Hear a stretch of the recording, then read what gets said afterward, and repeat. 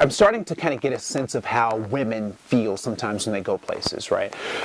Because while I'm in this restaurant, I'm looking for signs of safety, so I'm looking at the exits, I'm looking at who's in the restaurant and all this stuff. And so I walk into the restaurant and I sit down at the bar, and it's, I don't know, it was probably about 10:30, almost 11. I had a lot of errands to do, so I just thought I'd just run in and grab a bite to eat. And so I'm sitting there, and what I notice is that there's a guy at the end of the bar, and this guy is drunk. I mean, just toasted. I mean, red nose, slurred speech, the whole nine. And it's only, I mean, it's not even noon yet, right? So I'm sitting there, and I notice this guy. And so, you know, I don't know about you, but I always have to be aware of drunk people around me. So, you know, so I'm aware of this guy. And so I'm sitting there, and I get my menu, and I'm looking at the menu, and chit-chatting with the bar staff, and all this kind of stuff, and I make my decision, I fold my menu, and I give it to the bar staff. In that short amount of time, the guy that was at the end of the bar is now sitting next to me. I mean, I'm just, and so I don't know how you are about drunk people, but I'm always aware of them. And so, you know, in my processing, there were two things that became real clear to me. One was that this place he considers home, right? Because he's this drunk this early in the morning. The second thing that occurred to me was that the bar staff, the people who work there, know this dude, because they wouldn't let him get this drunk otherwise, right? So the dude's sitting next to me, and we start talking about man stuff, you know, scratching and spitting and man. And then he breaks into the thesis of why he came to sit next to me. And he sits there and he looks over at me in the middle of our conversation. He says, "You know what? I don't like the N-word." Now, he did not say the N-word. He actually said that derogatory term that many of your grandparents refer to as Brazil nuts, you know, what they call Brazil nuts. That's what he said, the N-word, the derogatory word that, you know, people don't say. The word that white people get confused about, because if they say it, it's bad, and they think that when black people say it, it's cool or good. That word, you know, the N-word, the word you're not supposed to say. But he says it to me in the bar. And so he says, you know, I don't like the N-word. And my first reaction is, what do I say to that? Like, what a heck of an introduction. All right? So he's sitting there, and he says, you know, I don't like the N-word. And so I try to change the subject, and I say, hey, let's talk about baseball. How is, you know, let's talk about the team. And something in my spirit said, well, go back to that. You know, ask him some questions. And so I asked him some follow-up questions. I said, well, when you talk about the N-word as you describe those folks, how would you describe them? What would you say about those, the N folks? Like, what do you really mean when you say the N-word? And he said, well, when I talk about the N-word, I'm thinking ghetto, uneducated, illiterate, uncouth. And so he's describing this. He has this whole litany of bad things of what it means to be the N-word. And so I asked him, you know, well, do you know any white people who would fit that description that he gave? You know, ghetto, uncouth, illiterate, blah, blah, blah. And he looks at me and he goes, yeah. And so I say, hey, let's, you know, how about, the baseball? Let's talk about baseball. And so we start talking about baseball again, and he leans over to me and he says, you know what? I don't like the N-word, but I like you.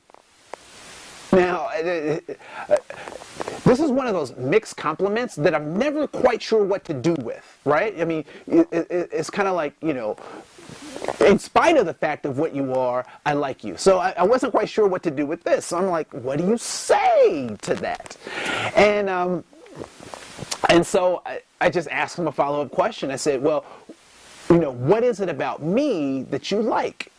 And he says to me, well, you know, you're well-spoken, you seem educated, you've got just a great personality. And so he came up with another list of pretty good things about me. And so I turn to him and I say, well, what if all of the people that you have met that you describe as that N-word, what if all of those people that you've met were idiots? What if they were all idiots? And everybody else that you haven't met yet is just like me. And he turns to me and he looks and he says, I gotta pee. So he stumbles off to the restroom. I'm like, great. I'm so excited. I'm ready to go. I'm just like, yes, we're on a good note, and I can get out of here, right? Now, I don't know if this has ever happened to you, but it certainly happened to me. Every time that I go to leave, there's not bar staff anywhere. There's no restaurant staff anywhere. And they're taking their time. But I figured out the secret. So what I did was I took my keys out of my pocket and I jingled them. And it's so funny to see them run like Pavlov's dog when they think you're about to leave, right? So I finally get the check and I'm excited. I'm about to leave, and the guy is coming out the bathroom at the same time. But there's something different about him this particular time. I mean, I'm looking at him, and he's got droplets of water on his face.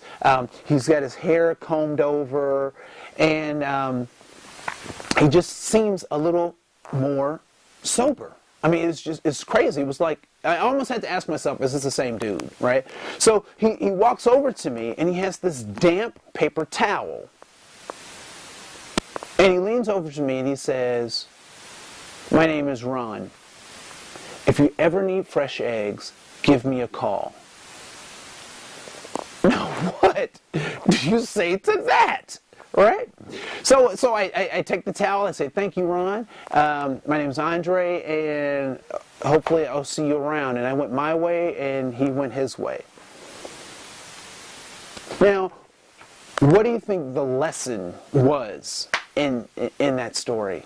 Which is a true story, by the way. Yeah, oftentimes when we encounter folks that we would say are racist or bigoted, we write them off. I mean, would I have been within my rights to give this guy a piece of my mind? You don't call me that, and blah, blah, blah. And just gone after him with both barrels. Would I have been within my rights? Tons of people would say yes. And in another situation, I might agree with that. However, had I gone off on that guy, had I given that guy a piece of my mind, what would have been the result?